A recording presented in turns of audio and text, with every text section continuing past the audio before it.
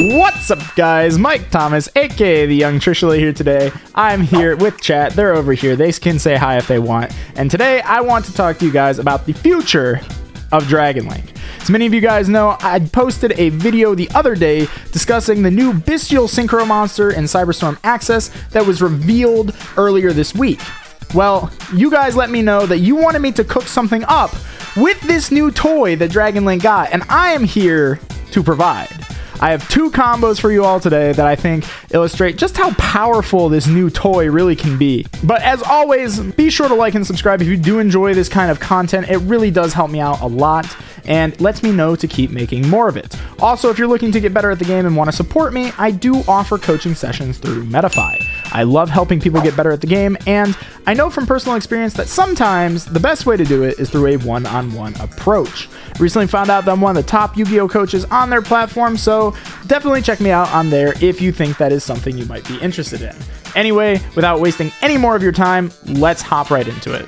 First combo we got here is a very familiar combo if you've seen my Future of Dragon Link videos from when Bystial was first revealed, and that is a very powerful two-card combination of Starliege Safer and Bystial Saronir. So I'm choosing these two specifically because they double up on a lot of the rolls, and you can still end on pretty much the same end board that I'm going to be ending on, or very similar end boards with different combinations of cards. Like, you could consider this basically just a Bystial plus 2 dragons. The reason I'm choosing these ones specifically, though, is that it allows me to show off most of the end board with the fewest number of cards. So these are the nice pair. We're going to start things off by normaling our Starliege Safer. Safer will search Collapse Serpent, and we'll banish out the Safer. For the collapse making striker, grabbing our Wyver Burster and our Boot Sector. This is extremely basic Dragon Link stuff. If you haven't seen this before, I'm not gonna explain it to you now. We're gonna go Dragon Ravine, we're gonna dump the Absolouter, get Tracer, all very standard stuff, and then we are going to special out our Tracer and pop our Boot Sector and special Rocket Recharger. If you've played Dragon Link, you know this, you know how to get here. Here's the part where it starts to get interesting, though. So here we're going to use Saronir effect to attempt a special summon, and this is the interesting part of this combo.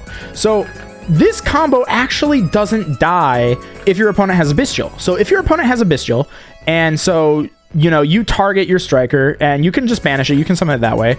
But say they target your striker, and they drop like a Magnemite on you, and you say, dang. You say, that's fine. It changes nothing. You take your Rocket Recharger and you make Pisty. And now you can use the secret effect of Dragoonity Knight Romulus, which, if you do not know, states if a dragon monster is special summoned from the extra deck to a zone this card points to, you can special summon a dragon or wing beast from your hand in defense position, but it can't be used as link material. So you can hold off on making your Pisty until after you've attempted Saronir effect, because this way they might not know Romulus can do this. So they might just use a Bystial to, they think they're disrupting your Saronir, right?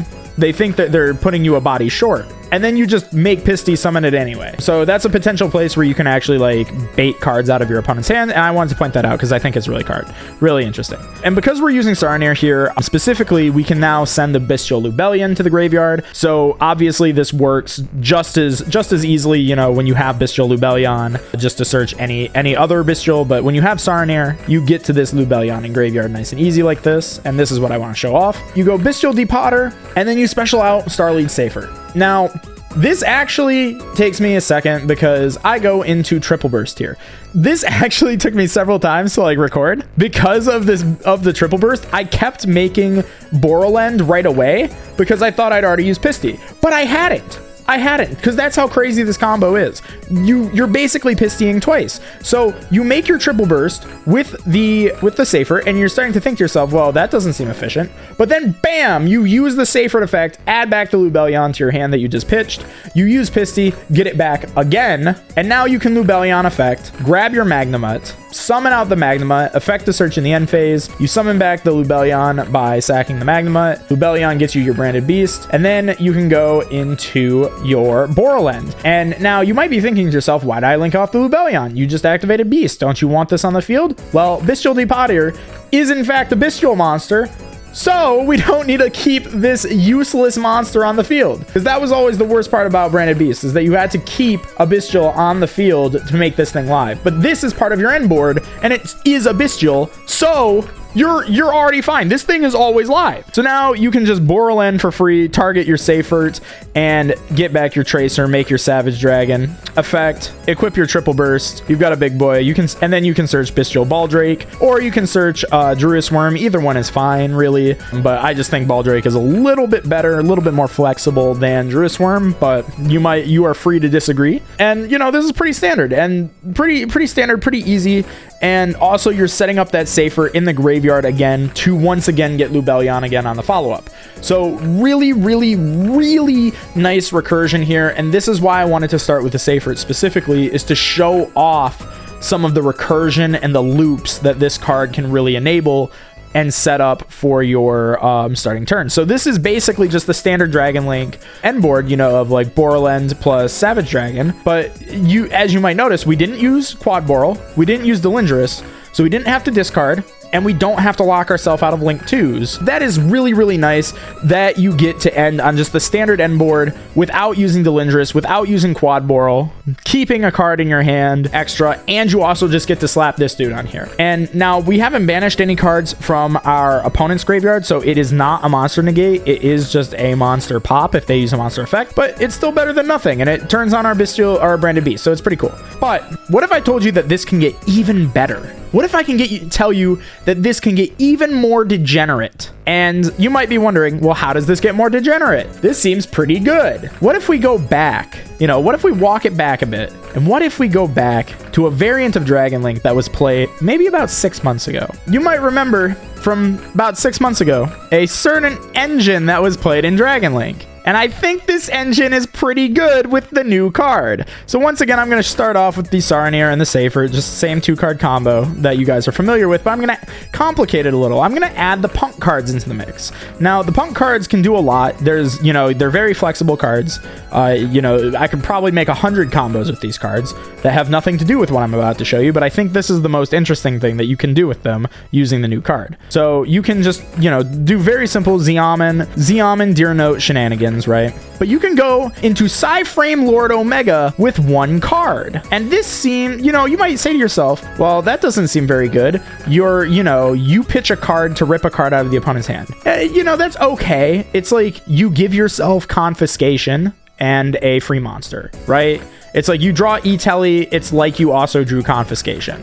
Here it's like, well, it's just there, you know, we don't need anything, and we're just gonna play very similar to how we were playing before. You know, collapse, Wyver Burster, special, make your Romulus, get your Ravine, you know, all stuff we've seen before. I'm actually gonna pitch the Saronir here, and you know, this might, you know, not be the most technically optimal in every situation to do, but just in terms of the combo, I'm just pitching it. And then, you know, it also sets up the Lubellion again, like we've seen. I'm gonna special out the Tracer, and we're gonna do things a little bit differently this time. So I'm gonna special out, and this time I am gonna make the Triple Burst Dragon, and I'm gonna summon back Absolrouter Dragon. You might think to yourself, what the heck? Absolrouter? Why are we summoning that? Well, would you believe that Zeoman is a tuner, and this requires a non-tuner dragon, not a dragon tuner. So 3 + 7 makes 10. We can get Depotter out this way. So now we can get our Seifert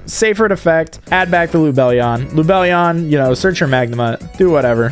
We can summon the Magnemite effect, summon out the Lubellion, get our Branded Beast. We're in a similar situation. But here's the thing. Bystial Depotter is now a monster negate because they have a banished card. So this is very safe now. We're safe from Nibiru. And now we can go up into our Borland, we can use Depotter and summon back the Omega and hand loop them again. So not only do we turn Bystial Depotter into a guaranteed monster negate, so we have 2 monster negates, but you get to hand loop the opponent twice, while also ending on the Branded Beast, which I think is pretty good. Now, there is one thing that you have to mention here, or at least acknowledge, which is that I don't have my Savage Dragon here, and that can easily be remedied by just simply having an extender. If you have any extender in this situation, you do have a card, you can always just Borland target, because we did not use Borland's effect. You can always Boral End, negate something, and then just special out, reborn your Rocket Tracer or something, make your Savage. You can always use Quad Boral if you have to. You know, it's just,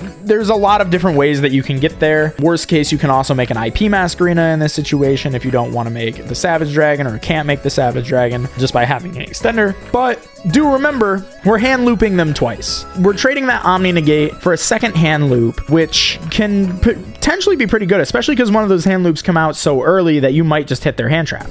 So it's interesting, definitely something to play around with, and it's a really cool way to get punks back into the dragon deck. And, you know, I'm not even sure if this is the optimized combo, but I know that if we had access to Levianeer in this hand, so say this E-Telly was a Levianeer, we would be ripping 3 cards out of the opponent's hand on the first turn. On the very first turn. And it puts Omega in our deck. So we can do all kinds of shenanigans with Omega. Hell, we could have linked off the Omega and used it to put another card back. So there's just a lot of things that I think Bystial Depotter enables, and this is one of them, and I really wanted to show this off. I hope you guys did, in fact, enjoy that little exploration into Bystial Depotter. I'm really excited to use the new cards. I'm really looking forward to Cyberstorm Access. I have a challenge for you guys. I have a challenge I'm going to offer you guys. If we can get this video to 250